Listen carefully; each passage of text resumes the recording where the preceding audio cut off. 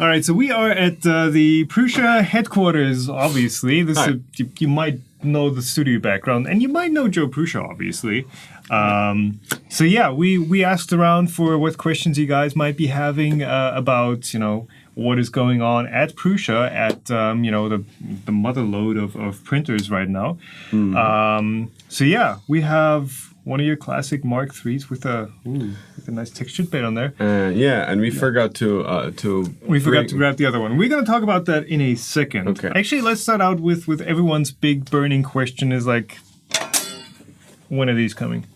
So they are coming slowly. So we are producing.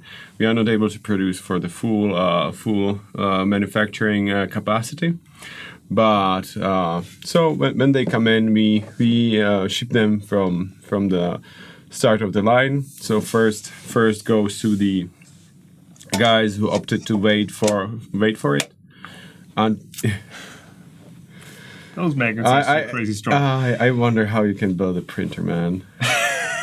I never got my finger. Yeah, you're there. supposed to right here. Yeah. So you ship first to the people who opted to downgrade. To wait. Yeah, to wait. To downgrade. To wait. Yeah. Then the guys who opted for the voucher. When we go through the first wave, everybody will get the voucher and it will be on the shop. Right. And when everything is fulfilled, it will be available to order. That's going to be then in the regular kits as well. Well, right now on the web shop you can select which one you want. Okay, so it's the wait or get it now with the classic stickered PEI. Yes, and it will be interesting because we are slowly getting out of the lead times. So yeah, the queue is getting smaller and smaller. Nice. So these are actually being produced right now. Yes. Sweet. Cool. What is also being produced right now, and I will grab that right now. Okay, please be careful. It is dismembered. Oh, that looks wild. Okay. I present to you the Multi-Material Upgrade version. What's the official name? Do you know how to braid? No. So this is the Multi-Material version 2 for Mark III and Mark 2.5. Yes, and this isn't what we've seen before on other videos, other content, because this is upgraded. This is a newer version of it, right?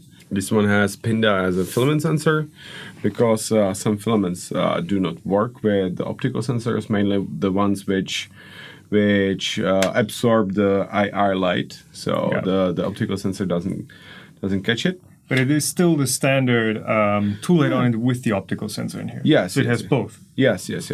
Well, there's a little steel ball, so when the filament goes in, it just knows that pushes that up and triggers the PINDA probe. It's very, very, very simple. So we are using the PINDAs, which are not good enough for the bed leveling because you saw the testers, but they are more than capable of doing this. Yeah. So these are essentially free for you. Yes. And I did ask you before, like, why don't you just use a micro switch?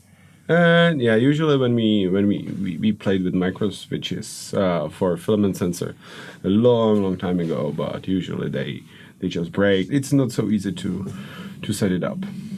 Okay, so you've got the PINDA on there. That is like no moving parts except for the steel ball, but that doesn't wear. You still have the revolver hopped gear pusher. It's the same from what you saw last time. Just that there is a PINDA as a filament sensor, but it's still the same thing. It should go to beta testers anytime soon. But yeah, more interesting stuff is on the build plate because as we are working on the slicer, we are adding in all the stuff we thought that we should get including. Can I pop these off? Possibly, yes. Okay. But please don't hurt yourself. Yeah, I'm probably going to pinch my fingers again. There you go. All right, so we have two identical prints originally, but they are different, obviously. Yeah. Why do they look so weird? So this one has wipe into infill. When I mentioned this, people ask, so why do you still have the wipe tower? You can never get rid of the wipe tower because sometimes the infill isn't as big to wipe all the amount you need. Yeah. And for this one, you can see it just barely primes the fluorescent green out in time to get to the perimeters. Yes. And also, so that is one thing. So you have wipe into infill. And also we have like the waste object. So you can add one object and select it as a waste. It will put as much plastic as it can into the object, but you still have the waste tower, which will be basically hollow by that point. Yeah. So with the waste, is this like the waste object, or is this just a? No, this is just prime into infill. Yes. Okay. So with the waste object, essentially you're getting a free part out of your print. Yes. Out of your multicolor print. It's not going to have a consistent color, right? No, and the quality isn't also as nice because as you know, sometimes you have a small bubble when the filaments change, but it's definitely functional part. Right. So free parts, awesome. What's the schedule on this right now? You said it's going out to beta testers right now. Yes, and then I think we have all the parts in stock. So when once we say okay, then it goes to people. So that should be, I don't know, 2 or 3 weeks. That's not too bad. It's not too bad. I know. But people are still like, when am I getting it?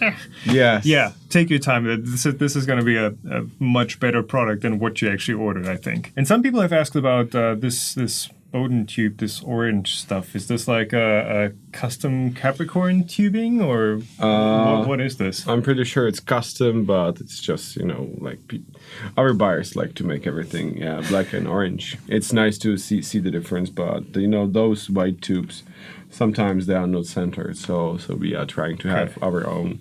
So it's just, this is the stuff that you control, and this is the stuff that might come in whatever shape that the manufacturer decides. Yeah, so you mentioned slicer upgrades for multi-material and for all that stuff, but you've also got more stuff for slicer coming. You've kind of taken over development on that. Yes. So in Slicer, our team grew. Wait, is it Slicer, or is it how is it pronounced? We call it Slicer, but it's Slic3r Prusa Edition. But we started to do more hiring last year, and our team for Slicer development is right now at 7 people full time. So as people are getting worked into it, it's getting up some pace. We just recently have the 1.40 version. So we have a nice new setting system. So you have system profiles, and you have delta profiles with your changes. It can update automatically from the internet. So delta profiles not for delta printers, it's like change sets. You have one base profile and to make 3 changes, and you can apply that change to any other profile. Yes, basically. Kind of. Yeah. So this way, I mean, if you always when we update the settings, if you always just add 3-4 perimeters, you can automatically update the settings and keep your settings for the perimeter, for example. Yeah. You don't have like an entirely different profile where everything is locked in. Cool. Yeah. We also did the setting snapshots. So you can do a snapshot of settings and go wild with it, and if you don't like it, you can revert back. Restore, and it's what a lot of people do is like they change like this extrusion width and they change that, but if you don't have the original profile, it's going to be very hard to actually go back to that and compare. Yes, and we did that because of the automatic updating. So if we update something and it ruins your profiles, you can go back. Nice. And so we are finishing the rewrite to C++. Yeah, and when we are done, we are going to move the user interface from the Prusa control back to the Slicer with all the nice features, and it will be Prusa control 2 from then. Yeah, so it's going to be called Prusa control, powered by Slicer or something, but it's not going to have that classic slice interface, but the Prusa control interface. But it's going to have all the featers that people expect from Slicer, right? So my idea is that when you open it, it will look like a Prusa control now, but you can go as deep with the settings as you want. You just go to the settings, and they will have three levels of difficulty. So when you are getting there first, you'll see like the layer height and the basic stuff. Once you get more comfortable, you can go to intermediate, and then you will go to expert, and that's basically what the slicer has now. But with the more modern interface. Yes. And with I'm hoping with some of the smart features from Prusa Control to like, hey, this thing might need support, or this thing doesn't have enough surface on the build plate. That's going to be carried over to a regular full-featured slicer. Yes. Nice. That's going to be the slicer for and FDM. Yes. It's also going to be the slicer for SLA. Yes. So we are building the interface and slicing capabilities for SLA machines into it, but I can't tell you why. We're going to have some pixelated stuff in some videos then, I guess. Okay. Yeah. What else is going on at Prusa Research? Oh, I would have to kill you if I tell you. But yeah, we are still optimizing everything, all the production and all the quality control, so everything works as smoothly as possible. We just finished the upgrade of our shipping system. So back then people were like working in Google Sheets, so we have everything custom now, and we can estimate the shippings better, and everything is going out smoothly. Like replacements are shipped next day, and small orders from the web shop for the same. We are working on the filament production, so we can jump into it. You know, how many did I see? 3, 4 lines? Five lines. I apparently can't count. We are not running in full production now. They're running. But they are running. But unfortunately, it's same as with every other product. If we don't want people to wait for the filament, for a couple of months. So we need to know everything works just right when we launch it. So we are shipping some of our filament to portion of the printers. All right. So some of the silver is made by us. I guess one more thing that we can touch on is some of the issues that people were seeing with just the Mark III, with the inconsistent extrusion. Like a bit of a forward for this. Like, I know the issue that people are talking about, but I've seen it on the Mark III, but I've also seen it on pretty much every other 3D printer I've tested. So for me, I've seen it, but I was just like, that's how FDM looks. Sorry guys, like if you look at a print in the right light, you're gonna have that little bit of wobble in there. So you guys researched that. Yes. What did you come up with? So I'm just writing an update article which will be published, I don't know, in 1 or 2 days. Yeah, so by the time this video is out, the article is going to be live, and I can maybe link it here or somewhere. Hopefully.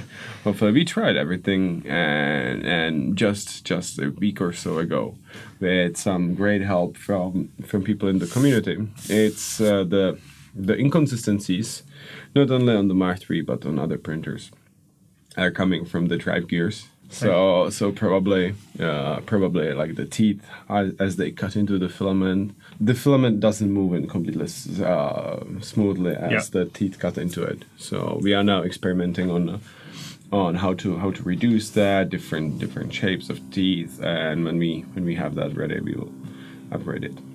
Nice.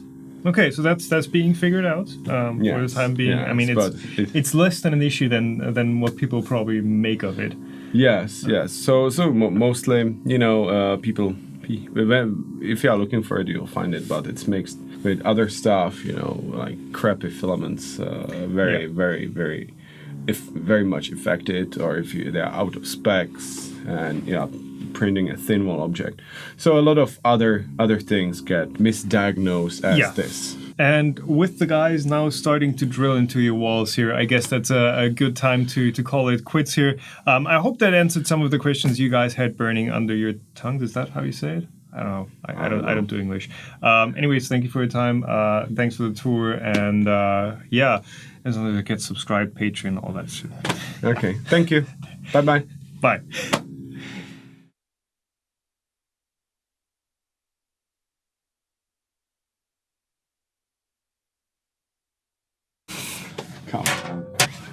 Yes. Oh, we're almost the same height. Perfect.